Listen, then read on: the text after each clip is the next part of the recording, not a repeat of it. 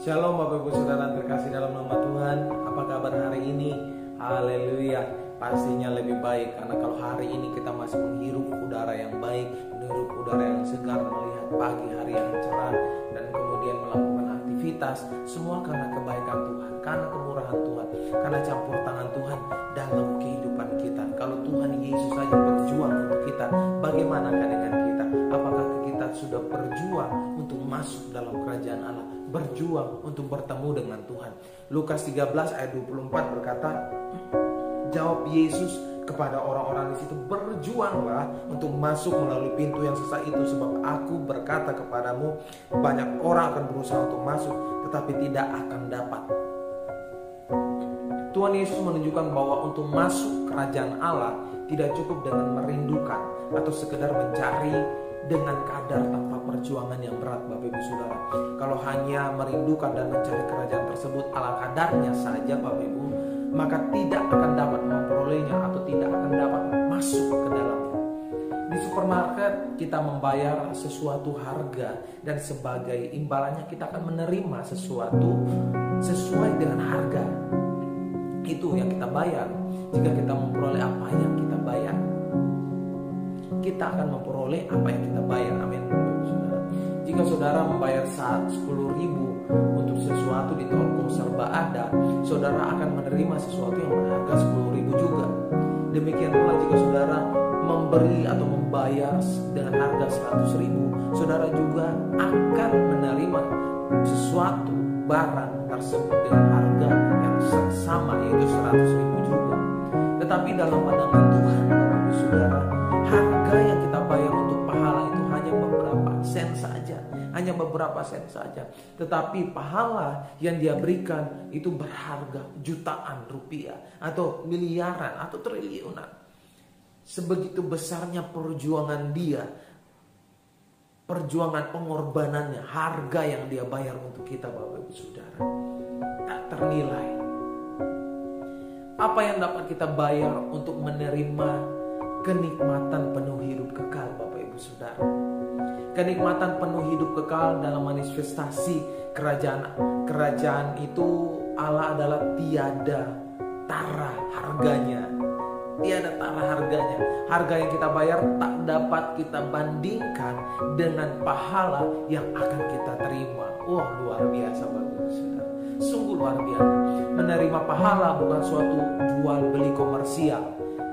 Bukan masalah membayar sejumlah harga dan menerima sesuatu yang harganya sepadan dengannya. Pada hakikatnya apa yang kita bayar adalah sampah atau kerugian. Filipi 3 ayat 8 saya sampaikan kepada Bapak Ibu Saudara. Filipi 3 ayat 8, malahan segala sesuatu kuanggap rugi karena pengenalan akan Kristus Yesus Tuhanku lebih mulia daripada semuanya itu.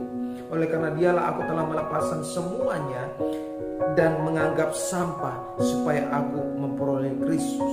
Menganggap sampah semuanya yang dia peroleh. Bapak Ibu Saudara yang terkasih dalam nama Tuhan, segala sesuatu selain Kristus menurut Rasul Paulus adalah sampah. Adalah sampah. Tuhan seolah-olah berkata kepada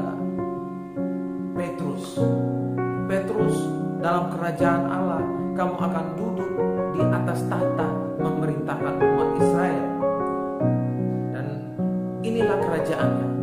Petrus, semua yang telah kamu tinggalkan untuk memperoleh ini adalah sampah. Apakah kamu mengira bahwa kamu dapat membeli kerajaan dengan sampah? Jika kamu berusaha membayarku dengan sampah, aku takkan menerimanya. Sebaliknya kata Tuhan, aku akan memberitahukan kamu untuk menyingkirkan barang-barang itu. Sekalipun harga yang kamu bayar itu sampah, aku akan membalaskan kepadamu dengan kerajaan. Mungkin seperti itulah istilahnya, Bapak Ibu Saudara. Tuhan akan membalaskan kita dengan kerajaan yang kekal, memberikan kerajaan yang kekal bagi kita, menyediakan, Bapak Ibu Saudara, tempat yang baik untuk kita. Orang yang menyatakan mengikut Tuhan Yesus berarti harus berani berjuang tanpa henti. Bapak Ibu Saudara, mengenakan gaya hidup yang berbeda dengan cara hidup yang dimiliki orang dunia pada umumnya. Yang pada umumnya adalah cara hidup yang salah yang diwarisi dari nenek moyang mereka, nenek moyang Bapak Ibu Saudara. Tuhan Yesus datang untuk menyelamatkan kita agar kita dapat ditebus atau dimerdekakan dari cara hidup kita tersebut, dari cara hidup kita yang lama. Dalam 1 Petrus pasal 1 ayat 17 sampai 18, Bapak Ibu Saudara bisa baca di rumah. Semua kegiatan hidup orang percaya harus didasarkan pada satu tujuan, yaitu berjuang tanpa henti menyelenggarakan hidup seperti hidup Tuhan Yesus, termasuk di dalamnya yaitu menyelamatkan jiwa-jiwa. Keselamatan jiwa-jiwa adalah bagaimana membawa orang menjadi manusia yang memiliki karakter hidup seperti Tuhan Yesus. Tidak heran kalau orang-orang seperti ini bisa berkata, serigala mempunyai liang dan burung mempunyai sarang, tetapi saya tidak mempunyai tempat untuk meletakkan kepalaku. Artinya setiap orang percaya dipanggil oleh Tuhan untuk tidak menikmati atau mengasihi dunia ini, Bapak Ibu Saudara. Apalagi diikatkan hatinya kepada harta dunia.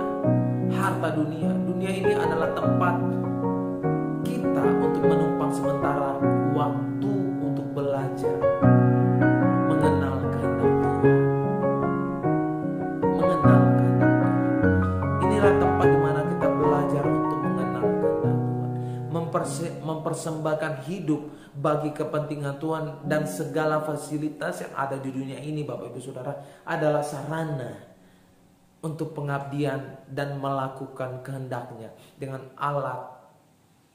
taat sampai benar-benar diperkenankan oleh Tuhan sebelum ia masuk dunia yang sesungguhnya di dalam kerajaannya secara fisik di surga yang kekal. Jadi Bapak Ibu Saudara terkasih dalam nama Tuhan, hidup kita ini hanya sementara di bumi ini, Bapak Ibu Saudara. Seperti ayat yang kita baca tadi, segala sesuatu yang kita peroleh hari ini hanyalah sampah belaka. Tidak ada gunanya, Bapak Ibu Saudara. Apa yang harus kita lakukan adalah mari mulai hari ini berjuang untuk kekekalan. Berjuang untuk menerima mahkota kekal itu. Berjuang untuk bersama-sama dengan Allah dalam kerajaan Allah itu. Bapak Ibu Saudara terkasih dalam nama Tuhan, mari kita renungkan sharing atau renungan kebenaran firman Tuhan hari ini tentang kehidupan kita. Apa yang harus kita lakukan agar kita bisa memperoleh atau masuk dalam kerajaan Allah itu. Tuhan Yesus memberkati. Mari kita berdoa. Terima kasih Bapa, hamba-Mu telah selesai berbicara, sharing, membagikan, mengingatkan, memotivasi kepada setiap umat-umat-Mu Tuhan, agar setiap kami untuk saat ini bersiap-siap melakukan segala sesuatu yang terbaik, berjuang untuk masuk dalam kerajaan Allah bersama-sama dengan Engkau Tuhan. Berkati setiap kami Bapa, mampukan kami untuk mempertahankan iman kami, mampukan kami untuk melakukan kehendak-kehendak Tuhan. Ampuni kami kalau kami telah salah melangkah, telah salah memilih tujuan hidup kami. Dan biarlah mulai hari ini arahkan kami pada Engkau Tuhan. Arahkan pandangan kami pada Kristus. Terima kasih Bapak, terima kasih Tuhan untuk hari ini. Hanya di dalam nama Yesus kami berdoa bersyukur. Haleluya. Amin. Tuhan Yesus memberkati Bapak Ibu Saudara. God bless you.